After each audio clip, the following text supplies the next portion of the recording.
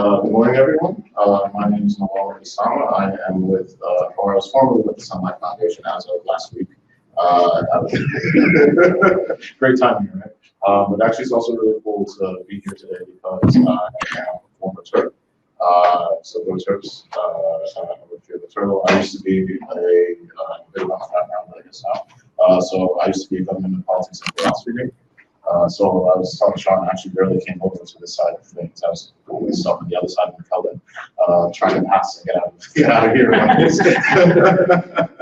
And so afterwards, so I took a little bit I took a year just to figure things out, and then I went to law school at Howard University School of Law, and I studied law there. And when I was there, I actually initially wanted to do international law because I was really interested in sort of international policy, things like that. So I ended up shifting to securities law. And now, in many ways, when I think about that, that was actually my first introduction into information sciences, because one of the interesting things that we talk about is sort of the power of information. And in many ways, when people derive power from information, is through asymmetry of information or asymmetry of access to information. So that's why, for example, one of the bigger crimes in securities law is insider trading, because you have access to information that others don't have, and as a result, you get unfairly participate in securities markets and take advantage of that. So information is power, quite literally, and it also can be too. So afterwards, that was actually right around the time of the Great Recession, and so I was trying to figure things out, and I didn't have a job initially, so I ended up joining my friend's political campaign. He was running for city council in Washington, D.C., and so I helped him out in his campaign, and then I figured out I got bit by the political bug, so to speak, and I got really into it. I basically ran his campaign towards the end, and then even though we ended up losing, it was a great intro for me to the next phase of my career, where I actually ended up working at the Maryland General Assembly for 2 years. I was a chief of staff for a delegate, and then afterwards, while working on a couple of political campaigns, and then afterwards, I ended up linking with a group called Common Cause Maryland, which is a good government transparency organization.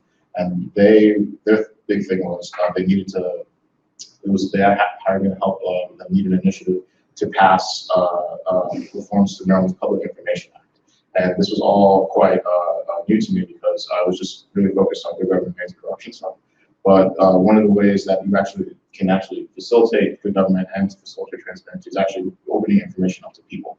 And what a lot of people don't know is that you as a citizen of the state, you as a citizen of this country, oftentimes have direct access, have the right to information. But what's interesting is as time has evolved, a lot of the laws, a lot of the things that govern how we access information are quite outdated. And so for Maryland, they haven't changed the law since at the time 45 years ago. So that was, and it actually came up as a result of the ramifications of the travails associated with Richard Nixon at the time. And so, and Maryland was known at the time as being one of the most corrupt states ever. And so at the time, the best way that the legislatures found at the time to directly attack that was to create a very robust public information law. But because they were based, it was like mostly paper-based sort of laws, sort of directives, it really became ineffective. And also there are many sort of institutional and infrastructural issues that prevented people from getting access to information that they needed, and also allowed for governments to sort of put too many barriers in front of people. And so it took a massive effort, uniting actually quite a diverse group of people. We had people from the environmental community, the labor community, people from the government community, and actually people from inside city government and local governments around, who were all united in this effort to reform Maryland's public information law. We got it passed to our surprise in the first year. And so in linking with and doing that work, I ended up linking with the Sunlight Foundation. And part of the reason was because a side area of transparency at the local level was this thing called open data, which is also something that was quite new. And the idea behind open data, and what we'll get into a little bit, is that the government, as you all know, sits on a ton of information. And instead, and the whole system that we have is actually designed about you asking the government to provide that information for you, all the data that you need for it. And depending on what's in it, like you get it or you don't. But that actually creates room for a lot of issues. So instead of having a system where you actually ask the government for information, why not the government actually proactively put out the information and actually make that information easily accessible, particularly online? And that's where the idea of open data comes from. And that's why we speak specifically about proactive transparency when we talk about smart cities and when we talk about information in general. It's not just the government putting the information out there, but the government actually has to put it out there in order for it to be impactful and to be useful, and in fact to be powerful for residents and citizens throughout the country, throughout the world. So So a bit about my former organization, Lovely People. I hope you support them. The Sunlight Foundation is a nonpartisan nonprofit based in DC that works to make government more transparent and accountable. And there are three ways that or a few ways that we focus on doing that. Primarily, we think of it through the lens of tech, at the time tech, journalism, and policy. And so working on ideas to figure out how we can make government more open and accessible, particularly using technology. And while I was at Sunlight, I worked for the Open Cities team, so primarily working with local governments. And the three things that we worked on when I was with the Open Cities team is open data. So we helped, one of my primary task initiative was to actually go around the country and actually get cities to adopt open data policy. So actually the basic legal framework for cities to actually do open data. And so there were 31 best practices, which we'll reference later on today. But the idea was to inoculate them, like to provide government with the tools necessary to actually do open data well. And the most important thing is anyone who deals with government knows is you need a good infrastructure, you need a good governance structure to make anything happen. So we wanted to help cities do that. The other thing that we did is that as we were doing our work, we ended up realizing that a lot of folks are actually really excited about open data. It's provided a lot of opportunities for efficiencies, for breakthroughs in terms of building relationships with the community. But what we found is that, and what local governments found, is just not enough to put data out there to provide access to it. They needed to find ways to actually make it relevant to people that they're providing it for, relevant to residents. And so, in taking ideas from other parts of the policy world, from the software world and engineering world, we took ideas and we applied to particularly UX and human-centered design. We applied it specifically to open data, and particularly focusing on community engagement. And so we created a framework which we called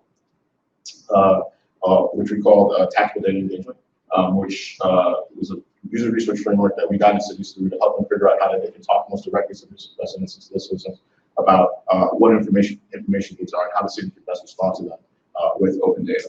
So it was actually really cool to actually go into cities and actually talk to residents, community organizations, and figure out what's going on, because what in many ways we find out is that the information that they're seeking actually directly relates to solutions that they're trying to seek for the problems in their communities.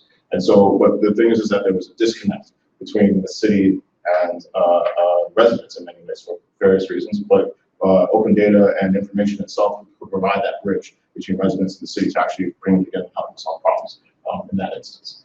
And so one of the things that we kept finding out when we actually did go out and talk to folks about open data and what information we saw is that one of the subjects that kept coming up was procurement. People always like to know how the money's being spent and how it's being used. And so we actually created a strategy specifically around procurement, opening up procurement data, opening up contracting information around contracting, we call it contracting, and we created a specific framework similar to tactical data engagement that guided cities through a user research process. So actually going out and talking to people, and then taking that information out, designing a solution, then taking it back out, testing that solution, and then coming back. That's what we did with open data, but we also did that with open contracting. We actually worked with two cool projects with the city of Los Angeles and the city of Philadelphia to do that. And in Los Angeles, what they wanted to do was figure out what information or contracting information they could put out to help facilitate or help achieve their goals for minority businesses and disenfranchised populations. So a lot of cities and a lot of government entities that have specific money set aside to actually bring in minority women-owned businesses, but oftentimes they fall short of these goals. And so cities are actually really keen to try to figure this out, because not only they actually view, not only do they have these goals, but they actually do view this money as a sort of as a possible economic stimulator. But if it's not being properly spent or not spent at all, then it's pretty much useless. And so the city of Los Angeles in particular wanted to figure out what improvements they can make, what information they can put out, so that people can feel more that the information, that the contracting and procurement system is more accessible, particularly for minority and women-owned businesses. In Philadelphia, they wanted to figure out what contracting information they can put out so that they can get better results for their food programs. The city of Philadelphia feeds, like all cities, they feed a lot of people, but they had issues with quality. And so they thought, if we can put out more information, better information about what we need as a customer to vendors, then we can maybe get better results in terms of food quality when it comes to actually providing food for our residents. And so we worked on that actually. And what was interesting about that is that there's so many systems and sort of so many things in place that a city has to even regulate how he purchases food and then puts it out. But what that provided an opportunity was to actually unearth some information that can be really helpful to vendors in the future. And so hopefully we'll be seeing results later on this next couple of years. And then lastly, a subject that you all will be talking about, and I'm sure you're all familiar with, is smart cities. And so one of the things that we're all, in some we're always very concerned about the nexus between technology and society, and also our political space. And smart cities actually provide a very interesting view. As cities become smarter, as they become more technologically dependent, so to speak, there's a lot of mystery around it. And we'll talk about it a little bit more, but we felt that this was actually a great opportunity to instill transparency in this sort of new form of governance, this sort of modern form of governance at the local level. And so we worked on develop best practices around that, and we've been going around, at least as you're getting a taste of it now, we're going around teaching the folks about the need for transparency when it comes to smart cities, and particularly how to address whatever issues come along with it. So that's what we did, and that's me in the corner, a few of my colleagues there. And yeah. And if we're friendly folks, so we love to have people. We're located downtown DC, right next to the White House. So we work there. So what is it about smart cities that makes it so different from how we usually view urban government in the past? For cities, and actually, let me talk a little bit about what we mean and what we might understand. We might have all different views about what a smart city is, and so. For me, smart cities can mean a lot of things, but primarily it's the use of technology to better measure what's going on, to better measure people and better measure activity in the city. And in doing so, we get a better understanding of those activities, and hopefully government and participating entities can better respond to the needs of residents because they know more about residents. And by virtue of them knowing more, though, there's a lot of potential downfalls. So we'll get into that. But from our perspective, what's new about smart cities is that cities are getting these tools for massive data collection, and this is bringing new challenges, things that they have never thought before. We'll get into that a little bit.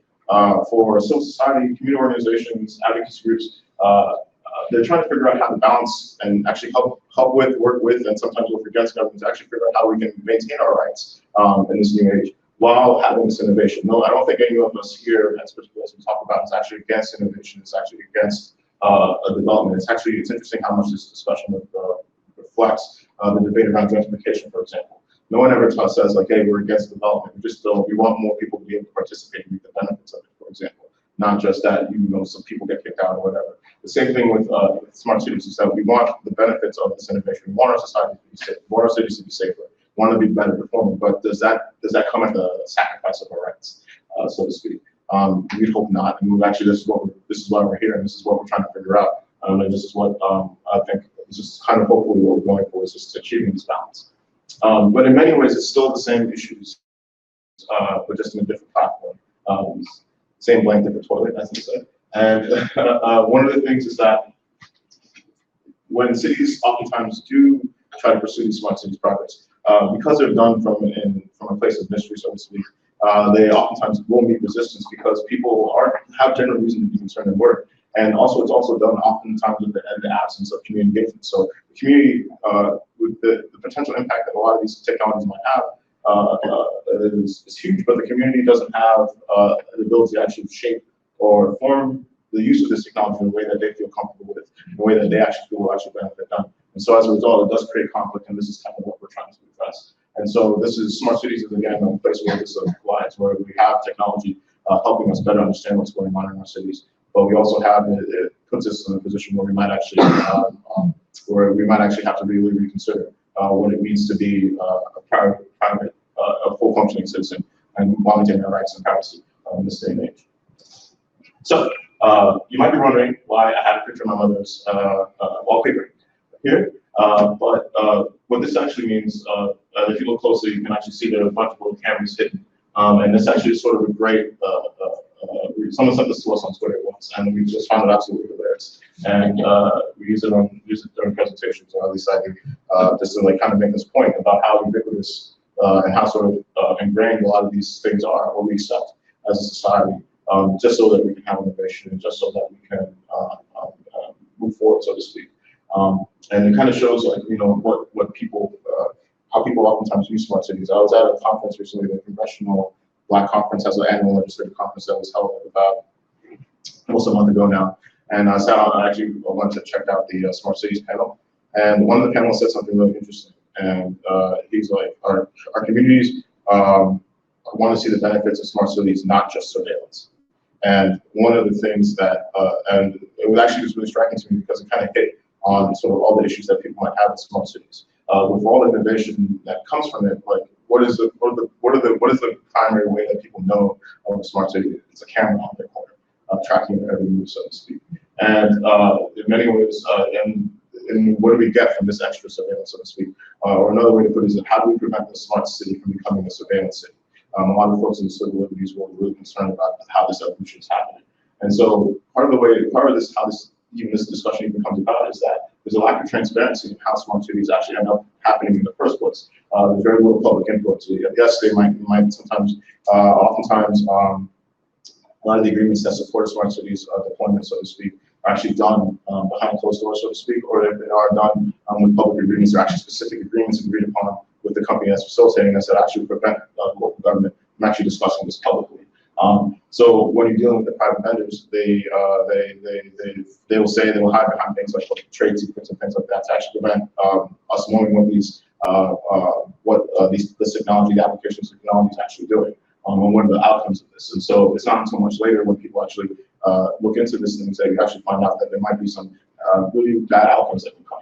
So for example, is the smart city actually doing what it's supposed to in terms of improving our lives, or is it just a way for the government to sort of look closer and track us? And so one of the things that folks have been very concerned about, for example, is how we can smart cities, so the idea of smart cities. And actually another thing about smart cities as well is that it's sort of a very loose term. So I use it interchangeably oftentimes with not only just like surveillance technology and sensor technology, but also artificial intelligence. And one of the key emerging trends in government technology is the sort of increased use of artificial intelligence to help improve processes. But in doing so as well, there's also transferred a lot of decision-making power to a machine or to an algorithm instead of people. And when there was human judgment before. So forgive me if I'm using those terms interchangeably, but that's kind of what I mean.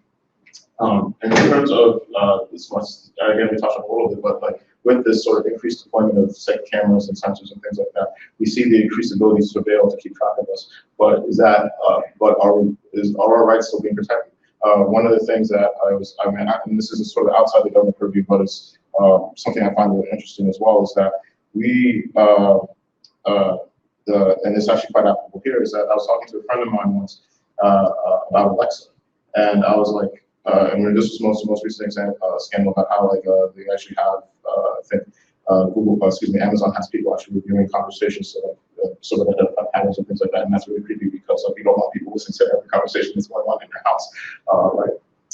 But from the legal background, I was like, this is really interesting. The primary thing is like in legal sense would be like, oh, you had an agreement, you let Alexa, you let Amazon into your home to do that, but we don't give our government the same rights that we do Google or Amazon to listen to you. In order for the government or any sort of law enforcement entity to actually listen to you to that degree, they need a warrant. They need to go to court. They need someone to back up on this. But by virtue of you just purchasing this product, someone has the ability, and to some extent has the ability to listen to your conversations. And so the same sort of dynamic works here, where we like because we allow governments to sort of deploy this technology. Are we giving away our rights for them to surveil us and for them to look into our private lives to keep track of us that way?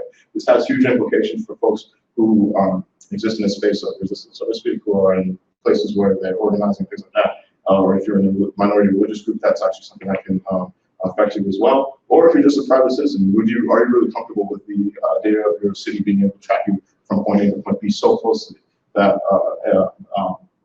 it can really infringe on your rights? And this is something that we really should really have a serious discussion about.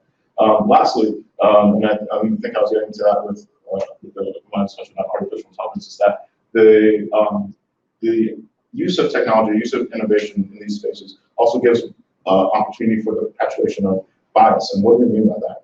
Oftentimes, an algorithm or a program or any sort of technology is only as good as the data that gets put in there.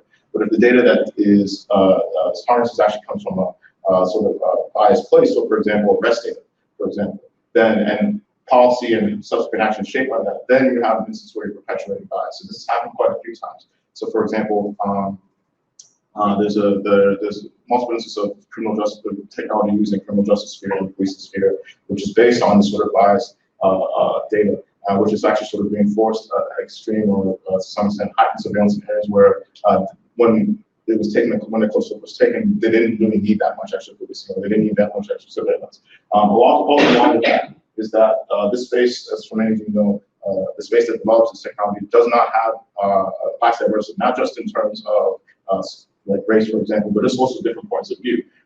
So it takes actually quite a few people to be able to sit at the table and say and point out, hey, this technology might adversely affect Black youth in this way. But if you don't have that perspective there sitting at the table, then you're not going to have someone there actually pointing out that this might cause harm. And my mom was a teacher, and so like one of the things that I remember telling somebody when I was doing this, doing a presentation like this recently, was that with all these problems tell me is that just because it's cool doesn't mean you should do it. Just because you might actually be innovative doesn't mean that you should actually do it, because you might actually end up harming the news. So we need more people at the table to be able to try to address this, and that's why you will need proactive transparency, as we're going to start off here, to sort of bring about the voices, bring about the folks at the table, create a space where people can have a legitimate discussion around this technology, so you won't engage in these pitfalls that might be possible when discussing smart cities or dealing with smart cities. So how do you address this? From our perspective, transparency is a big answer to this. And so the best way is to actually have inclusive governance around smart cities. And there are a few principles that we like to talk about when it comes to that. So the first thing is, and we have examples here, but the first thing is government should engage early and often. And a great example is in Oakland, where they have a citizen commission which actually reviews smart cities projects. And actually right around at the beginning, so the procurement stage, so to speak. And so anytime that the ordinance is passed, so anytime there's a smart cities project, this commission has to review it and actually talk about the consequences. In that commission, they actually require vendors to complete what's called an impact assessment, which is similar to an environmental assessment, where like if there's a potential environmental project, for example, whoever's carrying out that project has to assess what potential damages caused. Similarly, this is concepts being applied to smart cities where vendors and city governments have to spell out the potential dangers, and that's become part of the process. And so this commission reviews these projects, reviews these assessments, and then they give their official sign off on whether they recommend the project or not. Now, they don't have any sort of official say, they can't say stop, but they can provide a recommendation to the mayor and to the city government about how to pursue. And the great thing about how they're doing it in Oakland and in some other places, particularly Oakland, is that it's a process that starts at the beginning before the project actually is supported and implemented, as opposed to like when it's done, then everyone finds out that this project is actually done. A great example of that opposite side was in, I think, Montreal with Sidewalk Labs and Google, where like a lot of this. Toronto. Thank you. Sorry. Thank you. I knew it was Canada. So, it caused, and this was actually kind of what kicked up this discussion, was what happened there, because Google and Sidewalk Labs, with all of the city of Toronto, deployed all this sensor technology. And it wasn't until like this came out there that they actually had a legitimate discussion about all the potential dangers about it. And it was actually quite scary to some extent, the level of surveillance that was going to be carried out just by virtue of having so many sensors. And the uproar was so much that the project had to get shelved for a bit. But it was a great example of, what's the need for discussion around this, and sort of how we need to have a different approach. And it was from that you got something like what we have in Oakland. So the next principle when it comes to having an inclusive approach to smart cities is to have open decision making. This is interesting. This presentation was made initially for folks in local government, state government, and city government, but I think it's really important to have future policymakers, future practitioners actually hear this too, because when they become in a situation where they encounter this technology, they should also have these ideas in mind so that we can have something in response. And one of the key issues is to have a decision-making process that's open, instead of sort of a backroom deal that's negotiated, where you suddenly come up with a lawyer writes an agreement and everyone signs off on it, and then this project just starts. It's actually good for a project to actually have not only the project itself, or city government itself, but the project to also have a sort of element of open decision making. So in Chicago, there's a project called Array of Things, where there was a project at the University of Chicago that was going to be deploying a bunch of sensors to measure transit movement for transit purposes. But one of the interesting things that they did was that they actually went out and talked to local communities about what they were doing, and actually went to community organizations and spelled it out. And they actually made it part of their plan, so to speak, the public plan. And so, for whatever reason, it's great, but it was, sadly, it was innovative. In many senses, it was new, which is ironic that talking to people, talking to the community, actually asking them for permission to do something like this, or actually asking what they want, shouldn't be a new or shouldn't be a novel concept. And so, but what was great about it is that they actually worked with the community and found that in doing so, they found better places to put these sensors, found better ways to get more out of this particular project, and it's going on right now. But what struck us was that the sort of the instinct to be able to actually go and talk to communities about the deployment of these sort of technologies that might monitor you a little better, but you might actually get something out of it at the end of the day. And so cities, government, and actually those who are even thinking of these projects should really think about implementing an open decision-making process, implementing community engagement, so that they can actually get the best outcomes from what they're doing. The next thing is just having smart cities governance. And like actually implementing, by that we mean two things. New York actually did two things that are really interesting. One, they signed up for something called the Citizens Digital Rights Coalition, along with the city of Amsterdam, Barcelona, and somewhere else. But the idea is that in this age of sort of innovation, you actually need to really spell out what are digital rights. And so in signing up and in doing so, when you create this framework, you actually will help shape the policy area around it. And from that, the city of New York has actually created someone, like how these things go, someone wanted to ban the use of facial recognition technology, but the city was like, okay, no, let's not do that yet, let's actually study it. And so they actually created a commission as well to study the issue of the use of artificial intelligence and facial recognition technology in the city that's meeting right now. They have 2 years, and so I think they're in the second year. And so they're taking, that commission is comprised of not only city government staff, but also experts in the field, and along with community organizations. And so right now they're fully discussing these issues. And what we derive from that is that you actually need to start sort of from the top in terms of a principle sort of approach, and be able to apply that and actually sort of follow through with that and how you shape, how you approach smart cities government. And that's governance, and that's how what New York is doing there. And so we really think that that's one of the more instructive ways is to actually is to actually think of ways of actually governing, because right now, in many ways, the absence of rules, one of the features of this is that there's really not too many rules or principles guiding our discussion around smart cities and surveillance and things like that in this day and age. And so it's always good to just even provide the opportunity to discuss that amongst your peers and amongst your folks. The next thing is privacy impact assessment. So much like we were talking about earlier with Oakland, Seattle actually has that as a feature of their smart cities governance. And so they were actually the first city to sort of explicitly make that a feature of how they do smart cities projects. And so you can actually go online and see what they mean by look up the smart cities assessment. What's really interesting is that they actually go really in depth in terms of the implications and the potential impact of a lot of these technologies. And so one of the projects, and it was funny because we got stuck in this process when we were developing Seattle's open data policy, but we actually really appreciate it because we had a very forthright discussion about what happens when we might actually put out data that might contain sensitive information and things like that. And so we learned quite a lot, and we actually many ways were beneficiaries of the process where you actually do fully discuss the potential impacts of privacy when it comes to the applications of new technology. So big ups to Seattle for making privacy a feature of their governance, and hope more cities take that along. The next thing is robust open data practices. And so we have one here at What Works Cities, and that's a program that sponsored our work at Sunlight.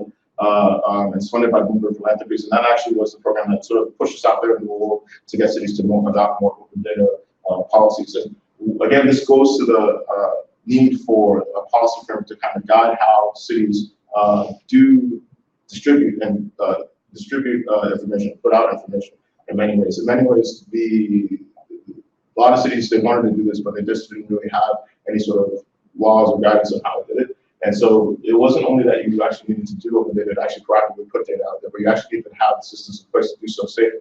And so we work with cities to help them develop a governance structure so that they can review the data before it gets put out there, so they can actually figure out what data that they have in the first place, and also just to make sure that they actually do it with the right spirit, so they actually do it in a way that they're actually providing information in the spirit of uplifting and engaging the communities. And so you can actually, the more you can codify that, the more that you can actually put that into hard writing and put that into hard practice, the more that happens. And so it's really important for cities in order to address the challenges that smart cities present and to create an environment where that discussion is happening. To actually have robust open data practices. Another aspect of it too is that smart cities, and as I'm sure all of you know, smart cities is really another form of saying data-driven city. A lot of these things are collecting massive amounts of data, and so we actually need good, robust open data practices to best manage all the data, to have good data management practices in general in the first place. So we'll touch on specific practices within that, but that's something that we want to put out. And then lastly, open contracting.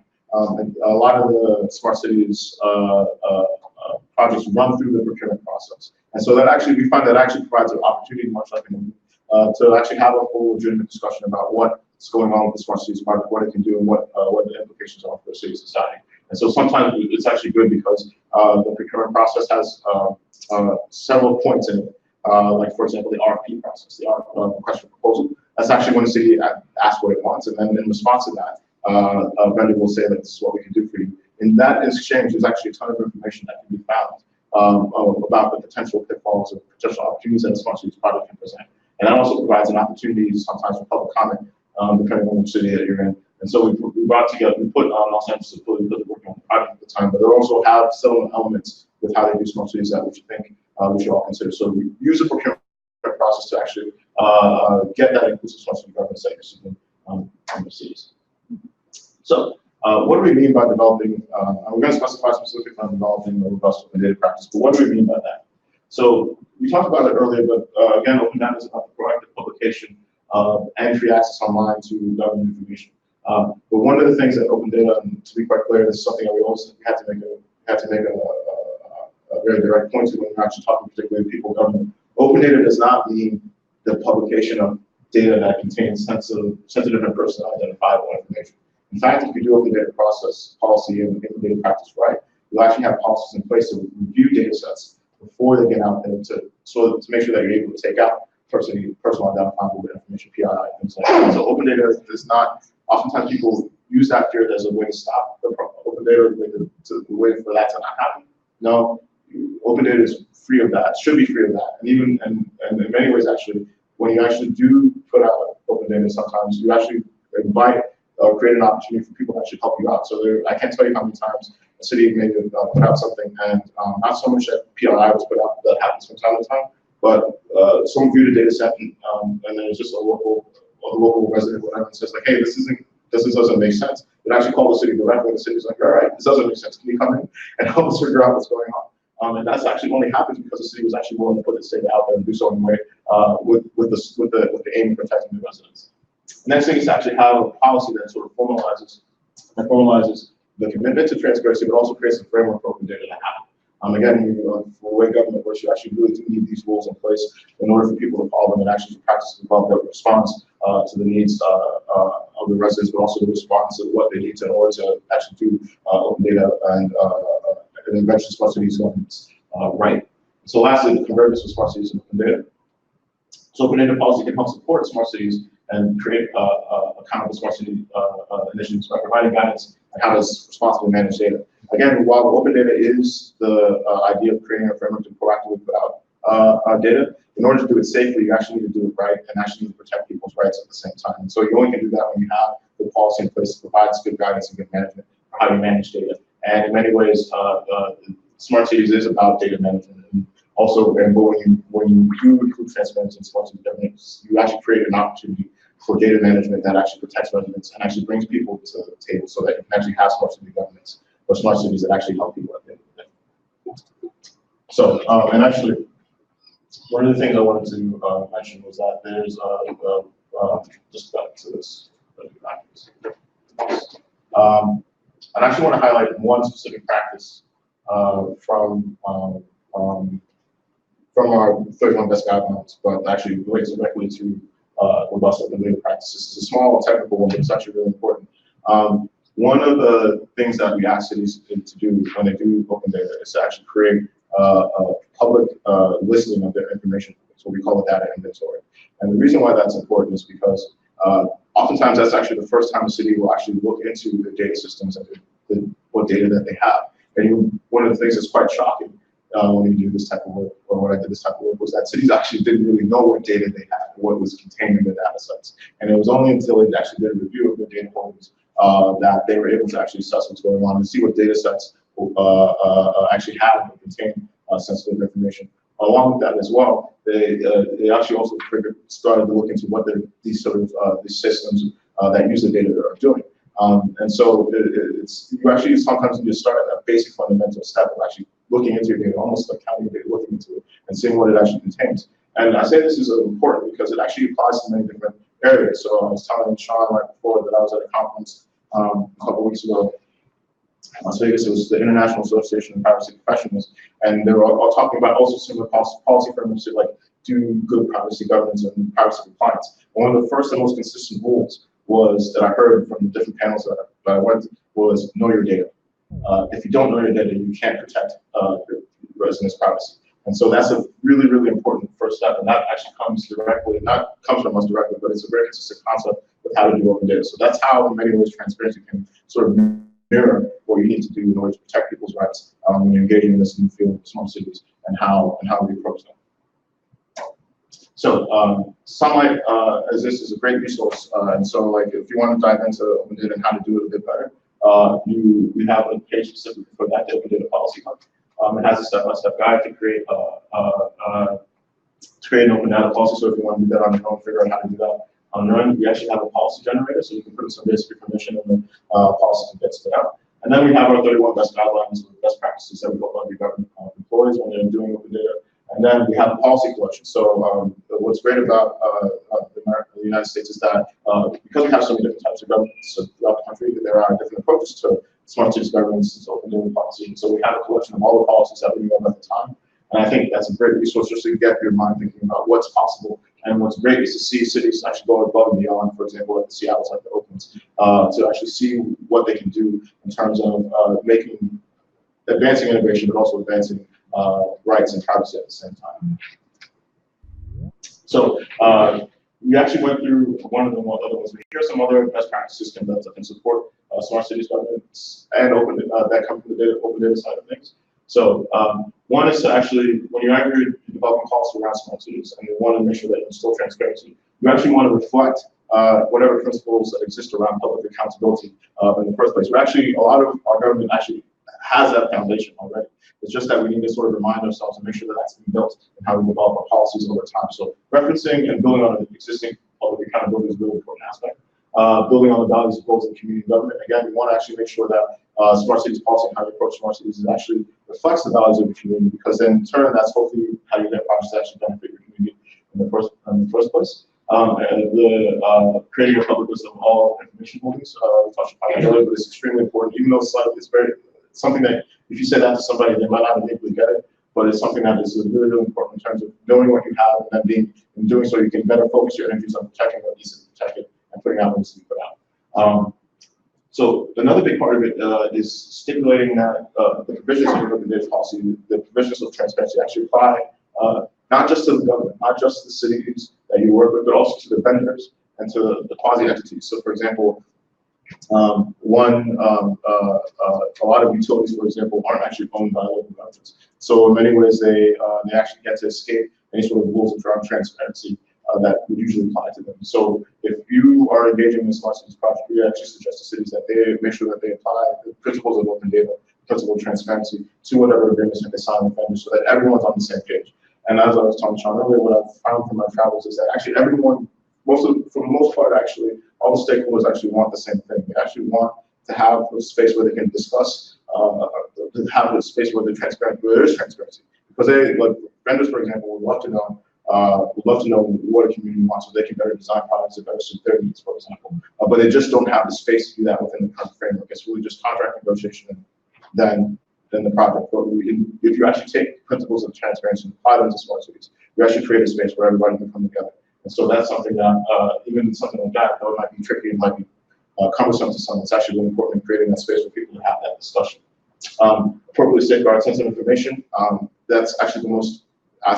We actually, somebody we oftentimes say that we actually believe more in, we believe in that first before we actually believe in transparency, because you can't have that. You can't confidently engage in transparency. You can't confidently engage in open data when you're not sure or you're unsure about your sensitive information being put out there, your privacy being violated. And so we actually feel that it's really important for the city governments to focus on that when thinking about smart cities. And you actually really ask, is what I'm doing actually creating that engagement? And if you feel that that's the case, maybe we can take a step back and think things over. And then created an appointed oversight authority. So we've seen different models of that. So for example, in Oakland and again in New York, but actually just having a body to deliberate, an internal body to deliberate smart cities. It's not an extra layer of bureaucracy, no. It actually gives you the space to actually have that discussion, to have the internal discussion, and eventually hopefully external discussion as well, to discuss what data the city's putting out, what data the city's collecting, and then in turn, when it comes to smart cities, what technology the city's about to employ and how it's going to be used. We actually think it's really important for governments to actually create entities within and then to some extent outside, so that you can have that discussion and actually have that space. So, in terms of taking further steps, whenever we're talking to people, we want people to actually work with their local groups that are concerned about this with various entities. It could be from your local community organization to your city council, neighborhood organization, to your city council, to whatever active advocacy or activist group you might be a part of. We want people to work together in groups to actually have inclusive governance. And again, the areas that we really want to emphasize, particularly from the government perspective, policymaker perspective, but also from the resident perspective, is to get cities to engage early and often around smart cities, use the procurement process, and use transparency, apply transparency to the procurement process to actually create that venue for discussion around smart cities, open the decision-making process. So actually provide a space where that discussion can actually have an impact on how smart cities or technology is being deployed, and then actually use the specific tool of impact assessment. So really look into what the potential dangers and pitfalls might be, and then that actually gives you the opportunity to act against them, so that you can actually create a smart cities project that actually benefits all, and then where you can also have innovation for all at the end of the day. So you just don't have a surveillance city, you actually have a smart city at the end of the day. So if you're interested, I encourage you to visit my good friends at Sunlight. So follow them on Twitter. We also have a really cool newsletter that we put out weekly. And then for more policy stuff, go to sunlightfoundation.com/policy/open cities. And then if you want to contact them directly, go to opencities@sunlightfoundation.com. But I really want to thank you guys for taking the time to sit down with me and hear me out on smart cities. I think it's really important that everyone hears this, that figures out how to make smart cities and technology in general, information in general, access to information in general, more beneficial for all.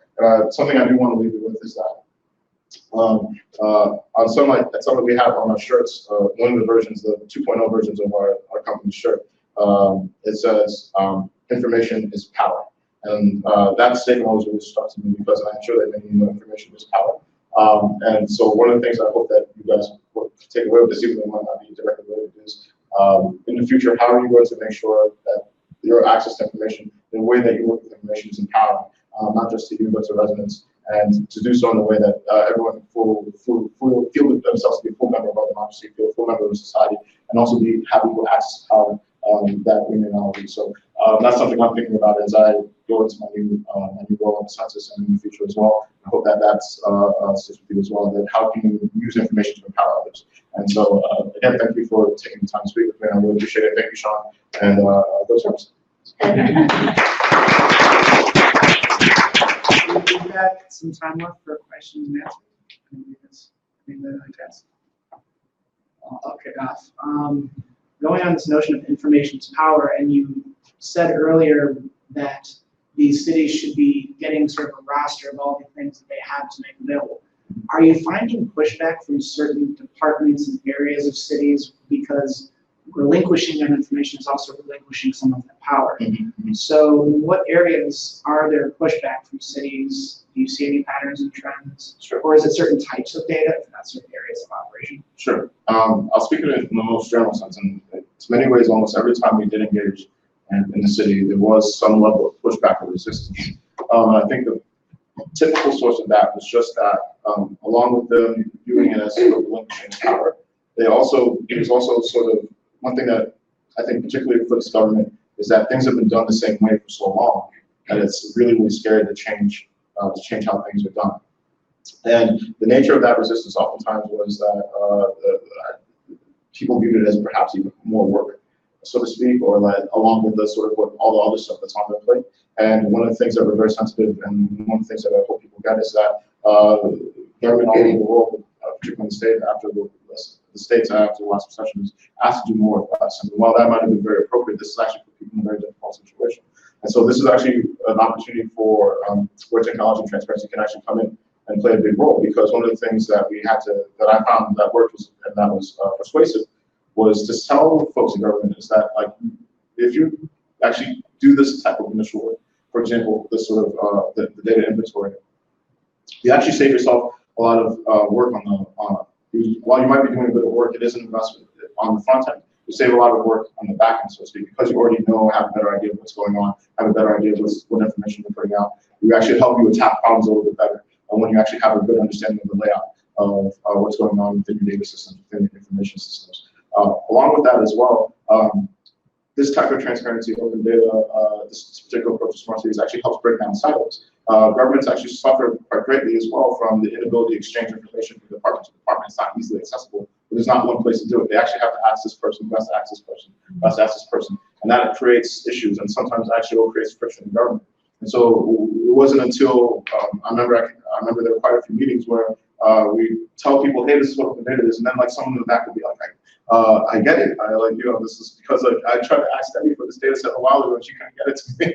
And so that's why, this will actually help you do that and help avoid those issues. And so I think that the resistance is there, but I think that it's one of those things where it really does take a little bit more effort on those pushing this forward to actually try to figure out ways how transparency can be impactful for the folks who actually have to implement it. You actually have to demonstrate, much like you talk to anybody else, you have to demonstrate why it's important to them, why it's going to help them at the end of the day. And I think that there's definitely not enough there to demonstrate that transparency is not just transparency for transparency's sake, or just that put that information, but it actually can have some benefit for everyone involved. So, yes, well, two questions. One is, does size matter with the type of jurisdiction? Because Oakland is much smaller than New York or Chicago or Los Angeles, and does that affect transparency? And the second related issue is that in terms of sensitive information, I've heard citizens not want to be identified publicly when they speak in testimony, and I've also heard elected officials say they don't want their salary printed out. And also, in terms of executive session, like when do you go into executive session? What is sensitive information discussion? What is not? Is that kind of a part of the sunlight information, or is that kind of more of a case-by-case nature? To get to your first question, in this case, size, we feel like everybody can embrace transparency and do it well. In many ways, so in many cases, size doesn't matter in that sense that it shouldn't stop a city, no matter what your size. It shouldn't stop you from engaging in the principles of transparency. In fact, it might actually help out a small city for it. Usually it's the other way around, so that's an interesting turn on it, because small cities think we can't do this because it's too much. But in fact, they actually have the ability to implement it a bit more fully.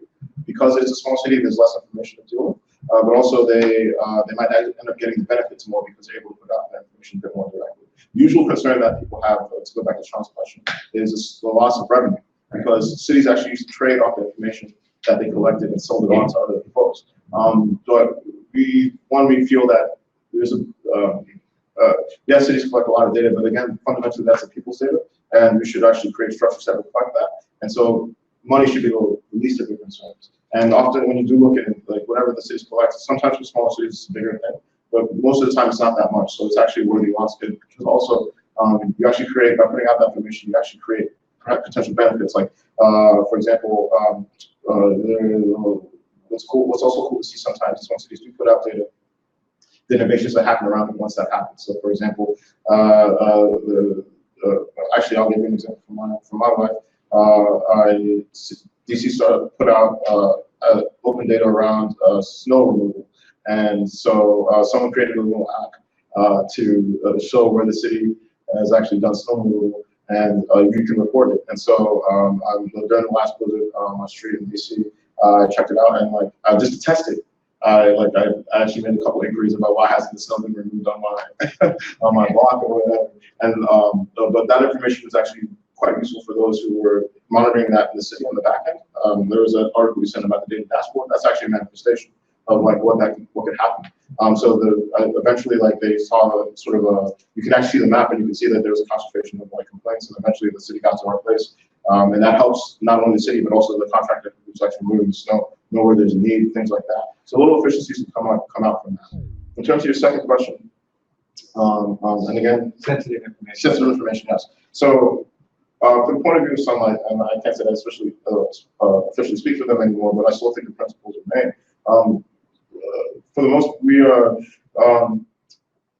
if you're engaging in a public space or a public place, then there are certain things that come with that, and certain things that you give up. And we don't say it's just that they give up your right to privacy, but certain things should be known. So, for example, salary is actually one of the basic things that if the public's paying you, you should have the right to know like what we're paying you at the end of the day. What's actually like salary outside of the government salary. So in the state of Maryland, there's a requirement that elected officials, even a town council member for a town of 500 people, have to publish their full salary that they make from non-town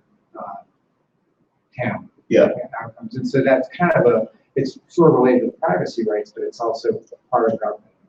Well, and I guess it's along the lines of another example I can think of is tax returns. Ironically, perhaps Donald Trump raised a very interesting privacy argument, but at the end of the day, with that, at least, what people are going for is to actually figure out what's potentially influencing you. And we actually, and I think the public does have the right to know what the potential avenues of influence are for an individual that makes decisions that affects the lives of others. And I think there is a balance being achieved, and I think one of the things that this work has taught me is that this is not like a sort of full stop. This is something that's continuously evolving, and so we can, as a society, develop an understanding where that's not the case. But as of right now, I think that if there is something to guide the whoever is seeking transparency, is to figure out what's influencing our government, what's guiding the government, what's guiding these decisions, and things that do that but don't implicate or don't dive into someone's personal life too much. I think are the ways to go when considering these sort of things and balancing these sort of questions. So we're out of questions at the moment for today, but I encourage you all to stay around for a few minutes afterwards if you have anything else you'd like to ask me. Otherwise, let's give him a hand for his great presentation. And then just a little housekeeping.